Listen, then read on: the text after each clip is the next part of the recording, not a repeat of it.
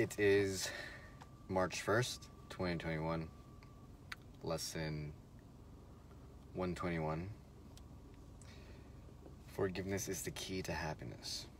So, I think yesterday I had introduced the idea of being able to see the world as you are, okay? So if you see a fault in someone, if you see something out there that bothers you, that's because it's inside of you. So for the lesson, it says that the unforgiven mind must learn through your forgiveness that it has been saved from hell. Okay?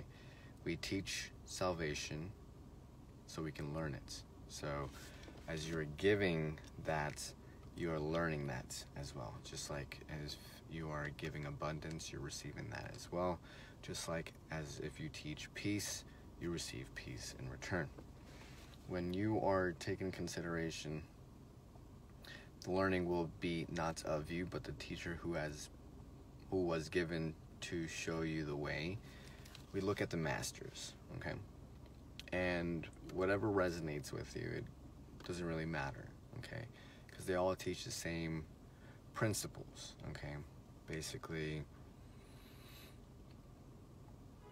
in essence, we are reflecting ourselves out on people, okay? So if we're living by the law of mirrors, we understand that when we want to change something in someone that's within us, if something bothers us or we feel judged or hurt by someone's words or their actions, that's something that we need to work through. If we praise and admire something and love something in someone, that's within ourselves.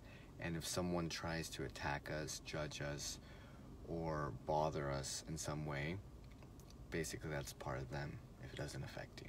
Okay, so it's very important to understand, as you see the world, so are you. As a man believe in his heart, so is he.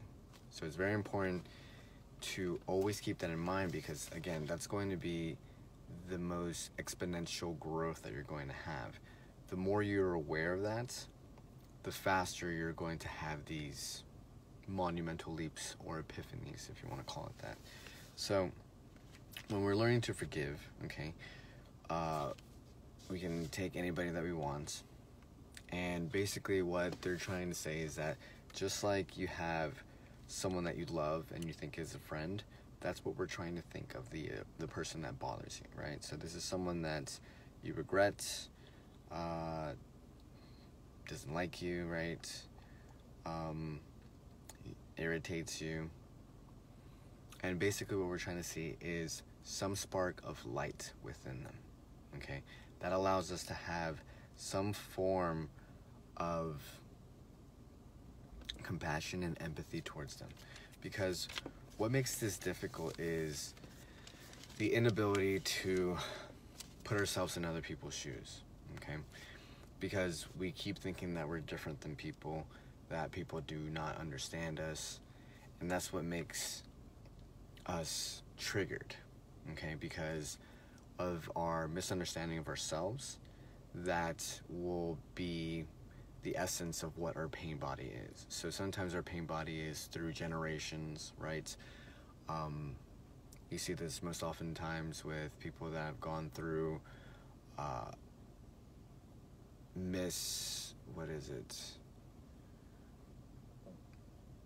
some form of difficulties and challenges in life because of their race, because of who they are, okay?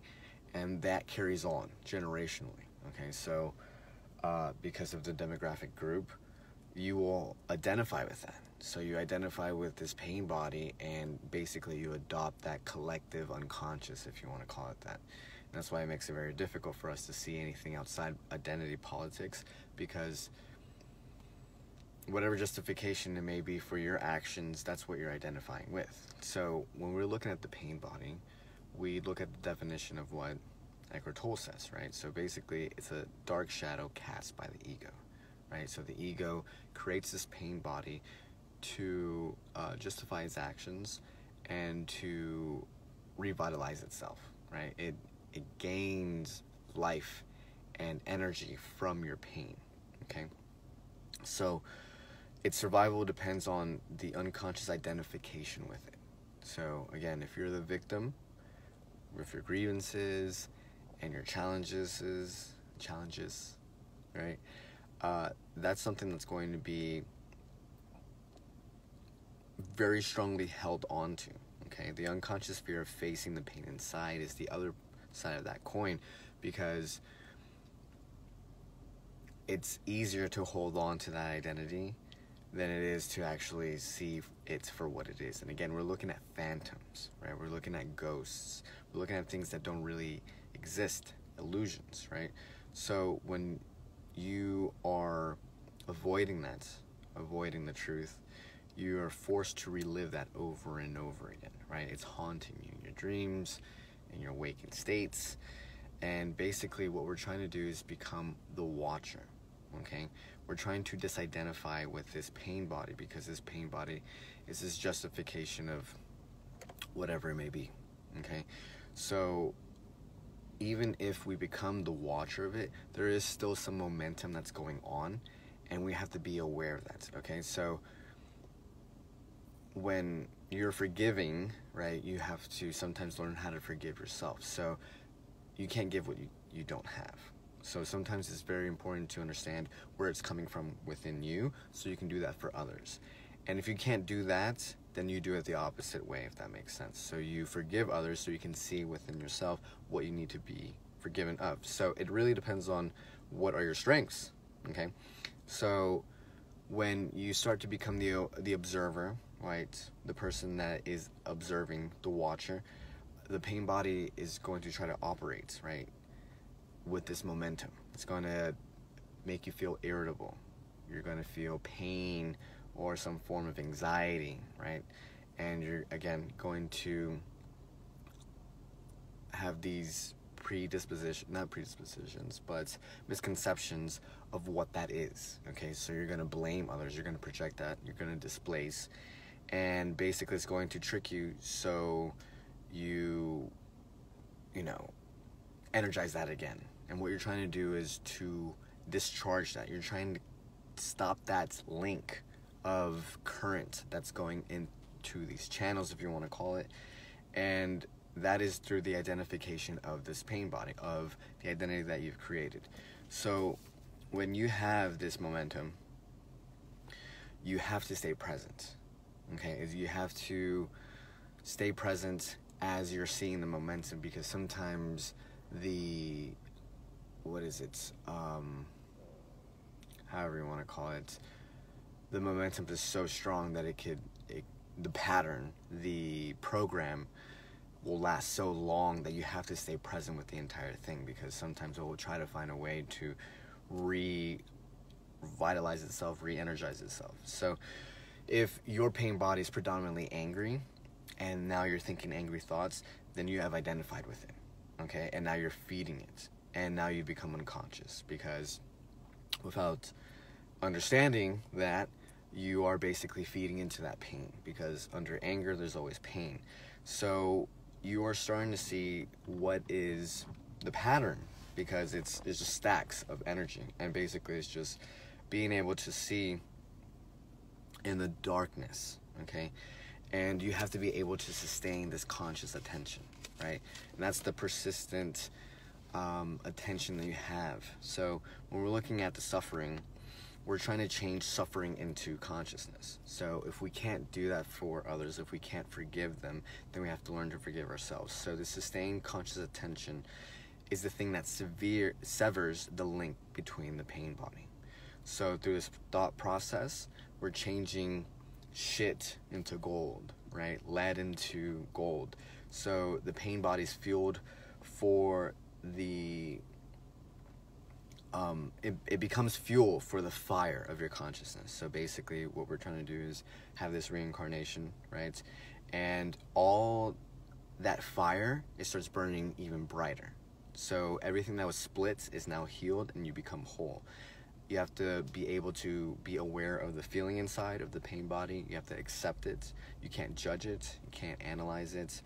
Turn your feelings into thinking or identify with it. So we're looking at the emotional pain and observing that, and being aware of the one that observes. So not also just being, focus on the one picture, but being able to see the whole picture. So it doesn't mean that once you do this, there's not going to be some extreme inner resistance from disidentifying with your pain body, right?